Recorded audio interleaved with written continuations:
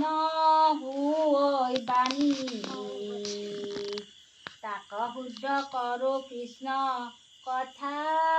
কব হানি কৃষ্ণ চৰিত্ৰত মোৰ মহালাভ আছে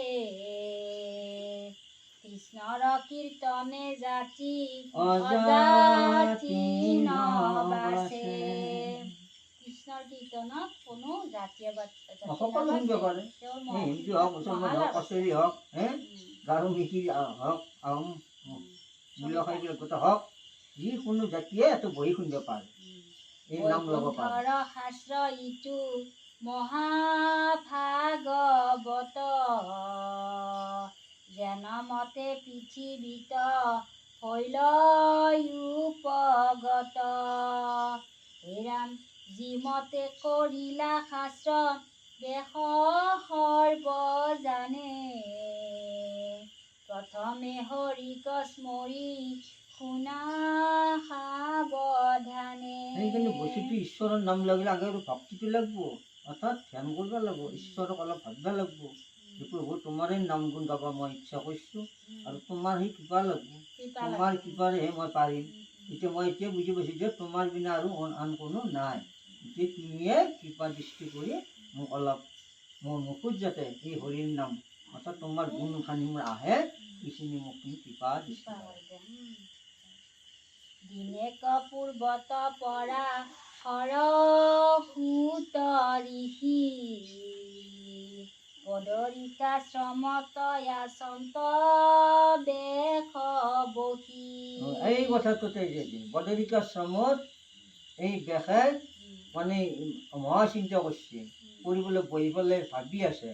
তেওঁৰ মানে মনটো কি কৰিম কি নহ'ম কি হ'ল তাৰমানে হেৰিখান জগতখানটো বেলেগ আলিনী এটা হৈছে কিয় এইটো হ'ল মইতো গোটেই হেৰি কৰি আছোঁ কি কাৰণত হ'ল এই কথাটোতো ভগৱানটো জানেয়ে এই জানি এতিয়া নাৰদক পঠিয়াইছে নাৰদ এটা শুদ্ধ কৰিব চাওক ভগৱানৰ কৃপা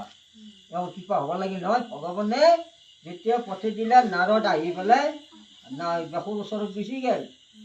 এই বেশ এইবোৰ দেখি পেলাই ধৰি আঁতৰতে উঠি পেলাই তেওঁ ভৰি হাত ধুই ধূপ ধুনা জ্বলাই সেৱা সন্মান কৰি ধুনীয়াকৈ বজাই দিছে বজাই দি পেলাই এতিয়া কৈছে হে প্ৰভু মই ইয়াতে এনেকৈ বহুত চিন্তা কৰিছোঁ কিয় মই জানো গতিকে তুমি যে তোমাৰ মনটো বেলেগ হৈ আছে মই আজি জানিছোঁ মানে তেওঁ আন্ধাৰ হৈ আছে বা মই চিন্তাটো ভাৱনা নহয় ভাবি থকা মানুহ তাৰ মনটো বুজি পায় নহয় এই গতিকে আজি তোমাৰ নিশ্চয় তোমাৰ এটা ভুল হৈছে আৰু যেতিয়া বস্তুটো এই সময়ত তুমি বহুত বেদ ৰচনা কৰিলা বহুত কথা কৈ আছ বেদ বেদাংগ ভগৱানক সাক্ষাৎ কৰিব পাৰা এনে সময় তুমি আজি কেনেকুৱা হৈছা অৰ্থাৎ এই সময়ত তোমাৰ কৃষ্ণৰ কথা কোৱা নাই বাকী ৰাম হৰিপৰৰ কথা কৈ আহিছে লিখিছে শাস্ত্ৰবিলাক কিন্তু কৃষ্ণৰ কথা লেখা নাই এই তেতিয়া কৈছে তুমি এতিয়া গোবিন্দৰ নাম লিখি তুমি প্ৰচাৰ কৰা গোবিন্দৰ নামটো লিখিলে প্ৰচাৰ কৰা তাৰপৰা তোমাৰ এই ভাৱ চিন্তা দূৰ হৈ যাব তুমি বহুত কি কৰিলা বহুত জীৱক নষ্ট কৰিলা এই বলি বিধান যে তুমি এইটো বহুত বেয়া কাম কৰি পাৰিলা এইটো বহুত হেৰি নষ্ট কৰি পাৰিলা তোমাৰ এইটো মহা দুখ হ'ল গতিকে এই দুখৰ কাৰণে এতিয়া কৃষ্ণৰ কথা লিখি তুমি প্ৰচাৰ কৰা আৰু এই দুখবিলাক কাট যাব এই তেতিয়া তেওঁ মানে এই তেতিয়া ভাগৱতখন লিখে এই ভাগৱতখনৰ নাম সূৰ্য পুৰাণ ভাগৱতখনৰ নাম সূৰ্য পুৰাণ কৃষ্ণ সূৰ্য ভৈলন্তয়ুৰিত কলি যুগে নাম ধৰ্ম কৰিলা বিদিত তাৰমানে এই বস্তুবিলাক মুখস্থ হৈ থাকিব লাগিব মুখস্থ হ'লে সূৰ্য লগাব নোৱাৰিলে এতিয়া মুখস্থ নহ'লে মই পাত্ৰ মুখস্থ লগাব নোৱাৰোঁ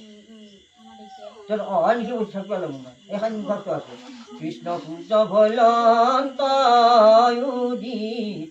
তাৰমানে নিজৰ কথা সুৰটো আনাৰ লাগে উগুল থুগুল মনে নাহি সুখ শান্তি নপান্ত উপায় একো মনে গুণী গান্ধী মই পোৱা নাই একো মনত কব চিন্তা কৰিছোঁ ভাবছোঁ তথাপি একো উপায় পোৱা নাই ব্ৰহ্ম জ্ঞান চিন্তন্ত জ্ঞানতো নাহি সুখ নজানন্ত কৃষক মনত মিল তাৰপিছত এনেকুৱা কথা কৈছোঁ মইতো ব্ৰহ্মকে চিন্তা কৰিছোঁ সেই ভগৱানকে চিন্তা কৰি থাকোঁ তথাপিও মোৰ কিয় সুখ শান্তি নাই মইতো বেলেগ ভাবা নাই বেলেগ চিন্তা কৰা নাই মই ভগৱানকে ভাবোঁ